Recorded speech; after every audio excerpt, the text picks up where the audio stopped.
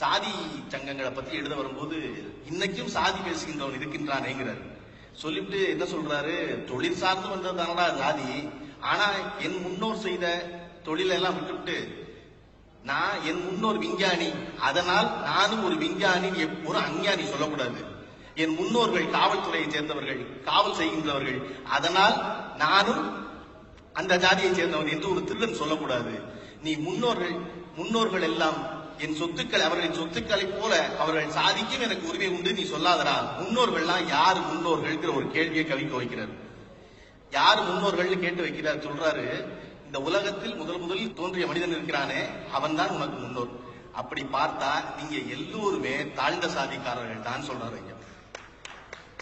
ஏன்னா இந்த உலகம் தோன்றிய பொழுது இருந்தது 4 தான் தமிழ் சொல்லுகிறா. 1 குறவன், 2வது இடையன், 3வது பள்ளன், 4வது செம்படவன். இந்த 4 தாழ்ந்த குலம் நீ சொல்றியே, இந்த 4 பேர் தாண்டா உனக்கு முன்னோரு. அதையும் தமிழ் தாண்டா சொல்லுது. வேட்டையாடி பிழைத்துக் கொண்டிருந்தான், அவன் தான் முதல் மனுஷன். அவன் மலையில வாழ்ந்தான், வாழ்ந்த இடத்துக்கு பேர் குறிஞ்சி, அதனால அவன் குறவன் தமிழ் சொல்லுகிறா. நீ தாழ்ந்த சாதிக்காரன்.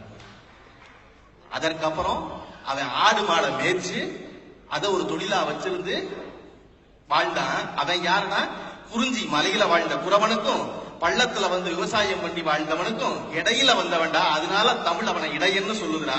அவன் தாழ்ந்த சாதிடா, நீ தாழ்ந்த சாதிதான்டா. சமவெளியான நிலத்துக்கு பள்ளத்துல விவசாயம் பண்ணி பொழைச்சவன் தமிழ் பள்ளன்னு சொல்லுது. அவன் தாழ்ந்த சாதிடா, உன் முன்னோர் தாழ்ந்த சாதி, நீயும் தாழ்ந்த சாதியேடாங்க.